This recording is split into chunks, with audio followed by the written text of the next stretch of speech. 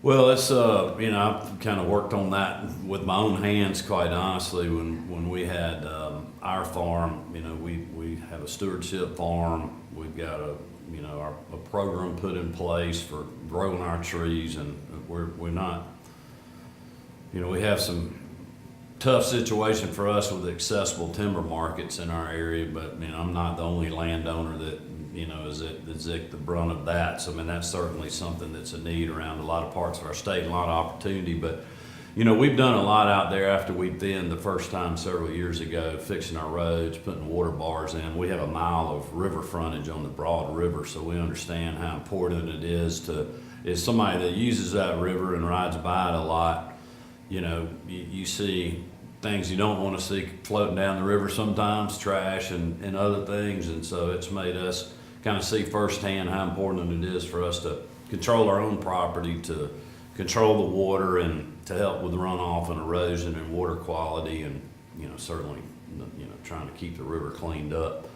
But also just from our farm perspective, and we've put in a lot of food plots that's helped with wildlife management as well as the farming operation, and it's great use for our families and our kids, and it's helping preserve the rural way of life and protecting our air and water quality. That's very important for our state, I think, as we go into the future. And as much as Georgia's growing, if you fly over our state, you still see that there's, when you're flying at night, there's a lot of places you don't see many lights out there. And that's something that's a positive for our state. I think it's going to make people that want to come here have a good quality of life, but also continue to keep our air and our water clean. I know how important that is. Oh man, you probably don't have enough time for me to answer that question, but I think for me personally, that's just something I like to do as a hobby. I've grown up, fishing and hunting my whole life. The girls and I were out shooting over the holidays and, at our farm, and so we've got to enjoy that. I love to do just about any kind of hunting. I'm doing my part to help eradicate wild hogs that are out there.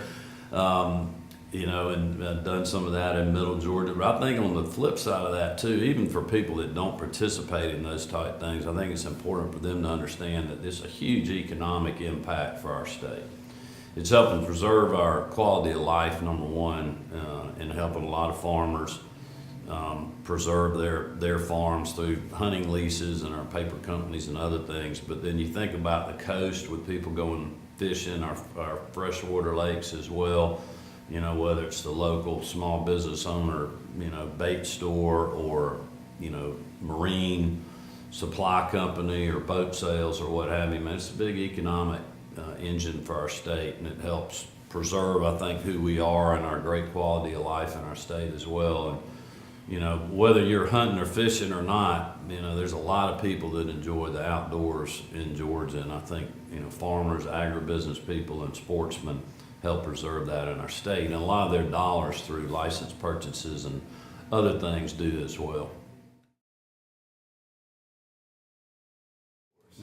Yeah, that's a hard question, but we're very excited about the Georgia Grown program, and not only myself, but Marty and the girls are as well. And we're actually talking to Commissioner Black and his sweet wife Lydia about some different things that we can do to help promote that as the first family. We're absolutely going to do that, and we'll have more news about that coming soon. But I think for me, really, especially when fresh vegetables are coming in, any kind of Georgia grown protein, whether it's beef, chicken, pork, and having some good Georgia grown sweet corn and different peas, vegetables, whatever, it's about as good as you can get, especially when you're grilling at a great time of the year in spring and summer.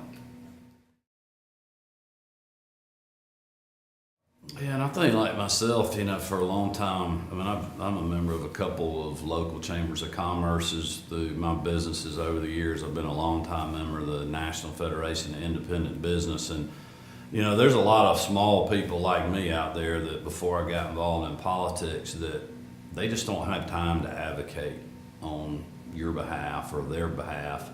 And I think that's why it's important for groups like Agribusiness Council and folks to be active and, you know, let their voice be heard through others, because not everybody can take off 3 months out of the year or once a week for 3 months out of the year and come to the Capitol and let people know that are in positions like mine or ones that I've been in, whether it's in the legislature or what have you, know about the issues that are out there and work to find solutions to those problems or stop something from becoming a problem that you don't realize when something's being proposed. So I think it's very important, and I'll say this, it's a great organization, and I'm looking forward to working with you guys.